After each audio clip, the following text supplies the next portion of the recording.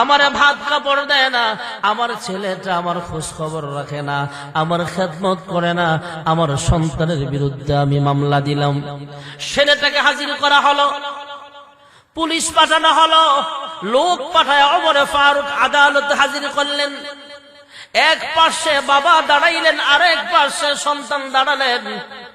সন্তান আসামির কাঠগড়ায় দাঁড়ানো, আর বাবা হলেন সন্তানের বিরুদ্ধে মামলা দায়ের করেছে ওমরের আদালতে। হযরত ওমর ফারুক সন্তানকে জিজ্ঞেস করছেন, হে সন্তান, তোমার বাবা তোমার বিরুদ্ধে যেই মামলা দায়ের করেছে, তোমার বাবা যে কথাগুলো বলেছেন, এই কথাগুলো সত্য না মিথ্যা, জবাব দাও। ছেলেটা কাঠগড়ায় দাঁড়ায়, আসামির কাঠগড়ায় দাঁড়ায় বলে, হে ওমর ফারুক, হে রাষ্ট্রপ্রধান, হে মহামান্য আদালত, হে মহামান্য বিচারক, আপনার কাছে আমি একটা প্রশ্ন করতে চাই। আপনার প্রশ্নের জবাব দিব পরে, আমার প্রশ্নের জবাবটা চাই আমি আগে। সুবহানাল্লাহ বলেন না। ওমরে ফারুকের মতো লোকরা থামায়া কয়, আপনার প্রশ্নের জবাব পরে, আমার প্রশ্নের জবাব আগে। হযরত ওমর সুযোগ দিলেন, চান্স দিলেন, ঠিক আছে বলো, তোমার কিছু বলার থাকলে তুমি আমার কাছে বলতে পারো। যুবক আসামির কাঠগড়ায় দাঁড়ানো যুবক ডাক দিয়া কয়, হ্যাঁ মহামান্য আদালত, শুধু বাবা সন্তান থেকে পাবে, পিতামাতার হক আছে, বিষয়টা কি এমন নাকি? নাকি সন্তানেরও কিছু পাওনা দেনা আছে, সন্তানেরও হক আছে? হযরত ওমর ফারুক বললেন, হ্যাঁ সন্তানের কিছু হক আছে। কয় কি হক সেটা আগে বলেন। কয় সন্তানের হক হলো, যখন কোন পুরুষ বিবাহ করবে তখন একটা ভালো মেয়ে তালাশ করে, ভদ্র মেয়ে তালাশ করে বিবাহ করা।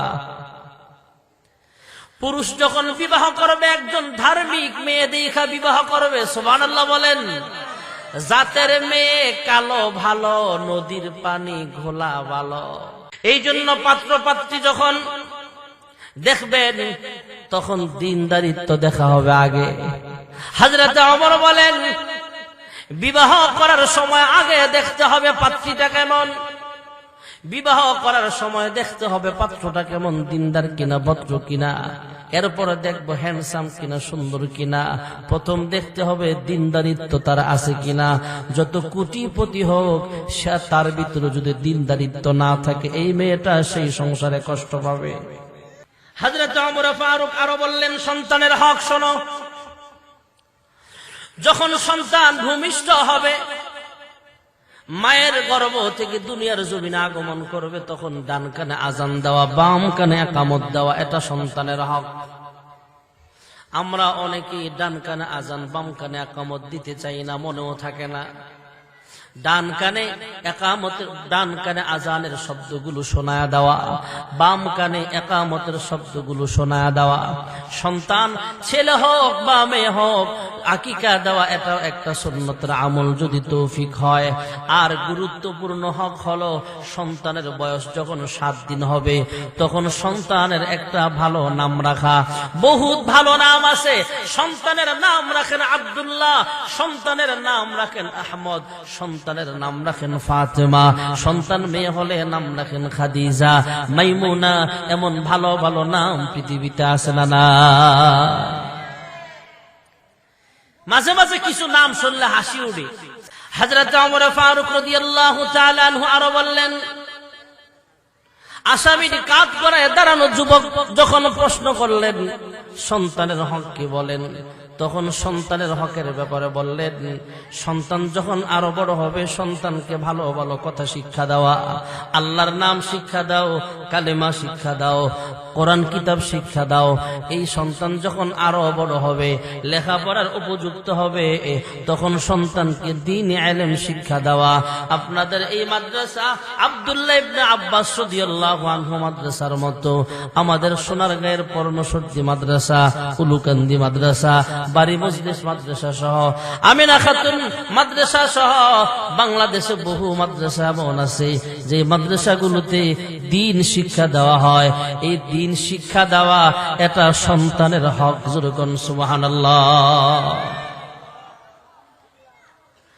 ওই আসামির কাঠগড়ায় দাঁড়ানো যুবক ডাক দিয়া কয়, হ্যাঁ ওমর ফারুক, হে খলিফা, হে মহামান্য বিচারক, আমার বাবা একটা হক আমার আদায় করে নাই। মা, আমার মাটাও ভালো মানুষ না। আমার বাবা বিবাহ করার ক্ষেত্রে ধার্মিক দিকে বিবাহ করে নাই। আমার জন্মের পরে ডান কানে আজান, বাম কানে একামত দেয় নাই।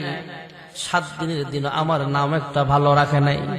আমি যখন বড় হলাম আমাকে কোরআন কিতাব শিক্ষা দেয় নাই, দিন শিক্ষা দেয় নাই।